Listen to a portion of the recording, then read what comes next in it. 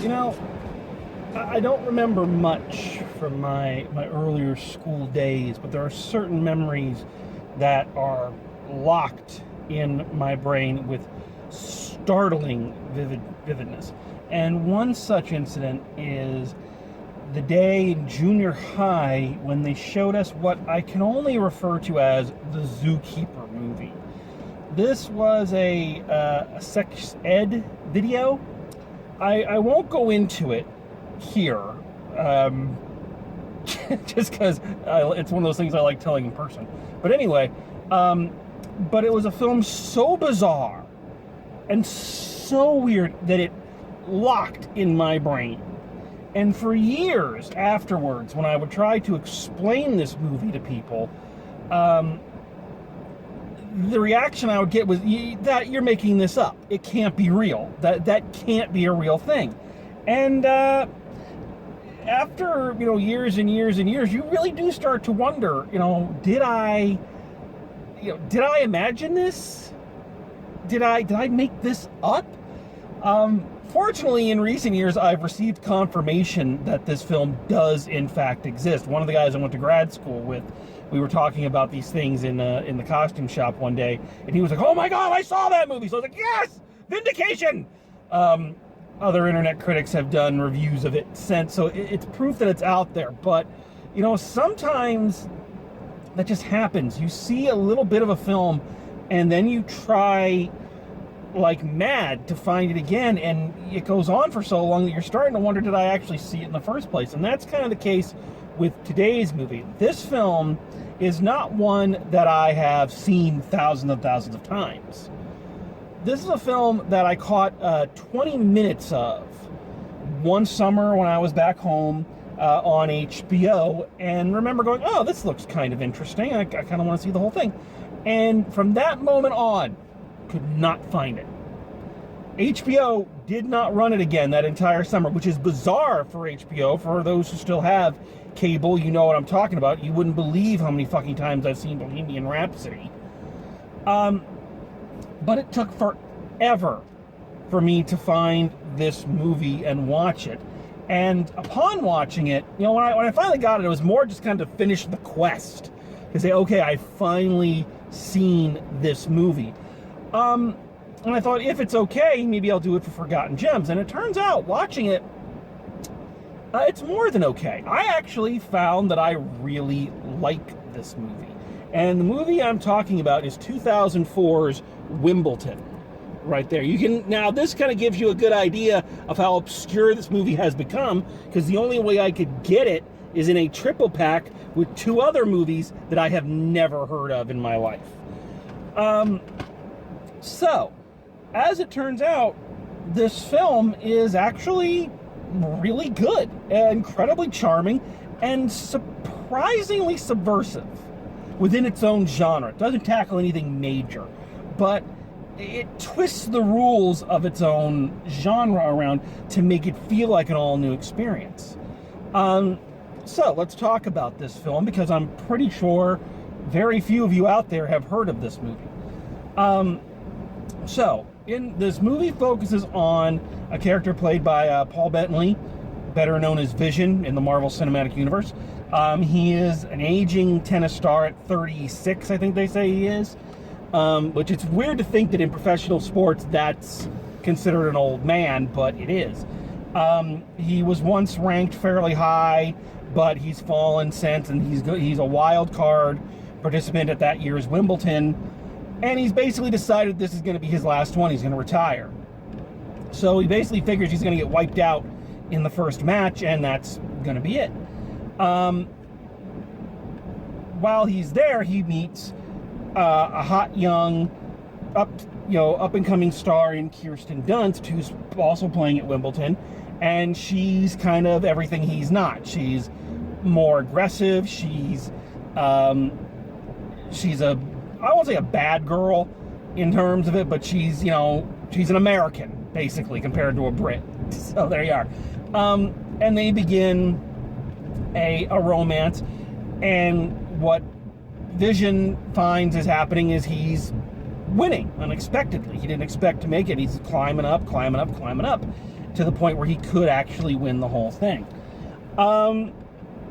So, first thing I want to talk about in terms of this movie is the star power. There's a lot of big names in this, or people who would eventually become big names. Of course, Paul Bettany, who I had never seen in a movie until Age of Ultron. That's the first film I ever, at least knowingly, that I ever actually saw him in. So he's our lead, and he's very good. He proves what a good actor he is. Of course, Kirsten Dunst, Sam Neill, Jurassic Park's Allan Grant plays Kirsten Dunst's father. Jon Favreau is his agent. James McAvery plays Paul Bettany's younger brother. And Nicholas, I'm not even going to attempt to pronounce his last name. Jamie Lannister of Game of Thrones fame plays his best friend, a fellow tennis player. So this thing's got a lot of good actors in it. And I think that's the first thing I really want to talk about. Boy, this movie kind of showcases how good some of these people really are. As I said, I'd never seen a Paul Bettany film until Age of Ultron. And of course I think he's good in the Marvel films, but he really shows off how good of an actor and how charming of a leading man he is. He has a very different energy from a lot of romantic comedy leading men. And that's partly him, and that's partially the way the character is written, which we'll talk about that in a second. But he's got a lot of charm. He's not smarmy. You know, he's not overly egotistical. He's a fairly down-to-earth, nice guy. You know? And it kind of amazes me. I looked up his IMDb page after seeing this, and yeah, he's done a lot, but nothing really stood out to me. And I'm watching this going, this guy's really good. You know, I'd like to see him headline a few more things. But, you know, if you find your niche, you find your niche. Kirsten Dunst has always been good. I think she's always been very underrated. You know, I won't say she's perfect, but she knows her strengths and she plays into them very well. Of course, Sam Neill is great. Actually, the other guy that really caught me was Jamie Lannister. Now, again, obviously, to be in a show like Game of Thrones and to play a character on Game of Thrones, especially one of the main characters, you have to be a good actor. There's a lot you have to do for a show like that. So, of course, I knew this guy was a good actor. But it's so interesting to see a completely different character from what he's become famous for. Like, complete night and day. He's playing a really nice, friendly guy. You know, there is no backhanded compliments. There's no snarkiness. There's no, you know, cruelty.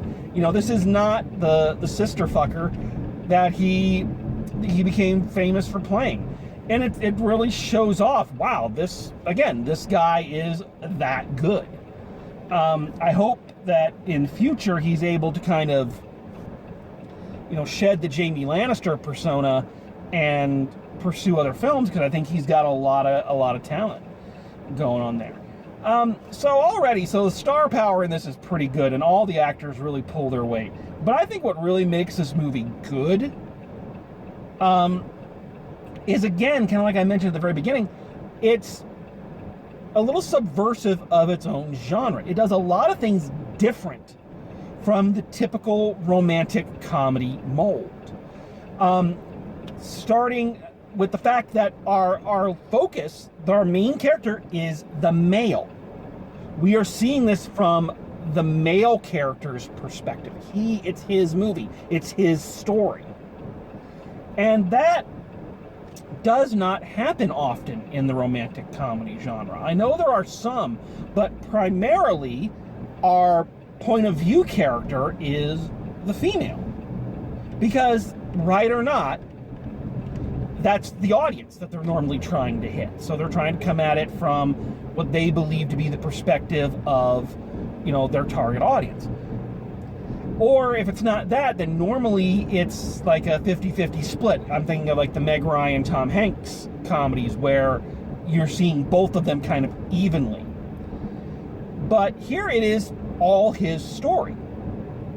And as I said, not just that, but in terms of the character portrayals, this is radically different from how a normal romantic comedy would behave.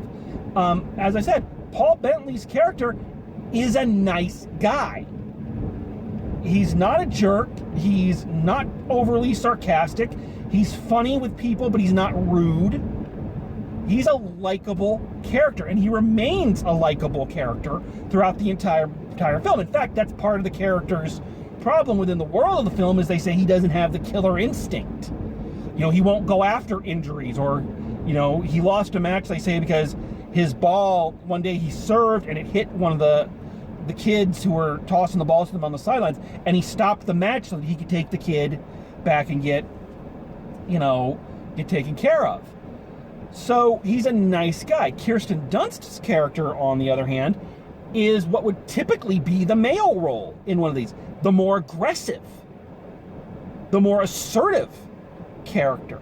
And what's interesting in this is normally movies and TV have a hard time writing assertive female characters, because a lot of times they just come off as bitches. They think that's what assertive means, and it's not. Here she's assertive, she's powerful, she's in control of herself, and she's a nice counterbalance to him. You can see why they would be attracted to each other. They have very good chemistry in this. And they're a fun couple to watch. Now here's a problem, but not a problem. Because she's assertive, when they have the inevitable breakup, as all romantic comedies must, she really does come off as a child, which again is supposed to be part of it. He's supposed to be older than her, not by a lot. He's 36, she's in her 20s, maybe late 20s, going into her early 30s, something like that. But she comes off very spoiled and very unlikable. You really don't like her in that moment. But here's the thing. When they circle back to the inevitable, reconciliation, spoiler alert, but it's a romantic comedy. If you don't know, they get back together in the end. Come on. When she circles back to that and she comes back, it's a moment of actual character growth.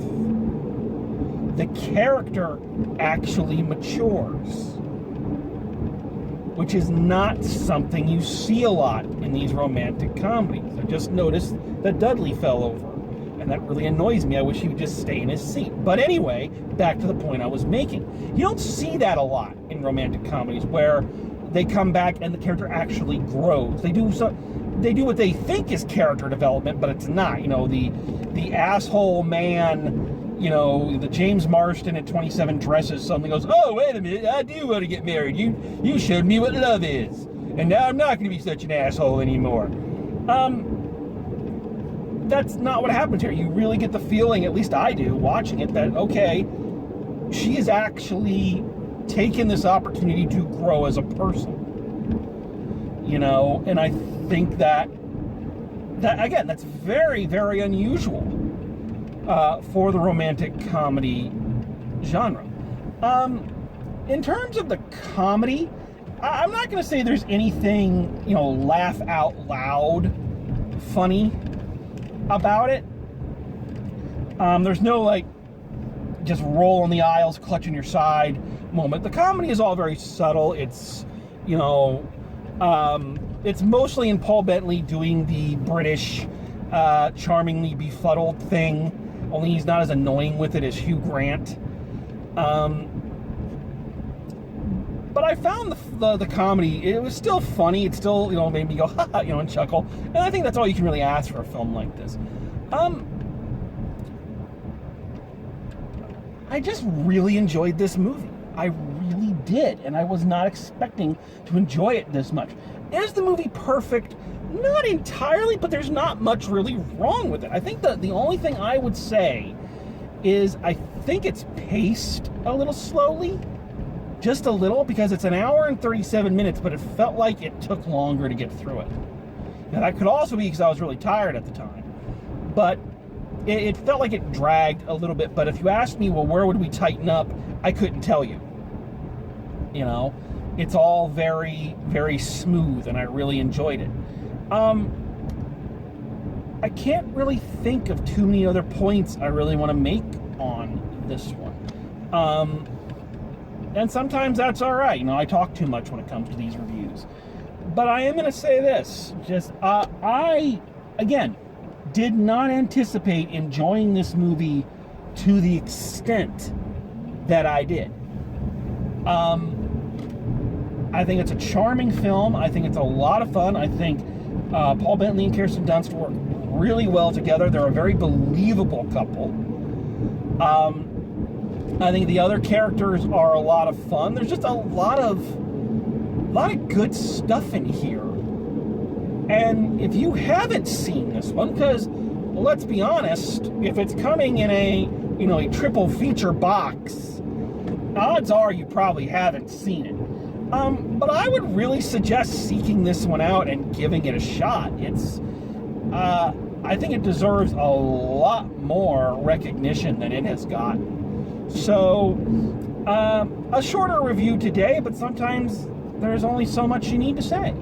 So, I hope everyone is doing well. I know we're pushing in and, the world is still crazy, but sometimes you just need a quiet little movie to lift your spirits up. So, this did this for me. I hope it does it for you. So, that's all for me for this time. As always, keep calm and carry on and drive safe, and I will see you at the movies.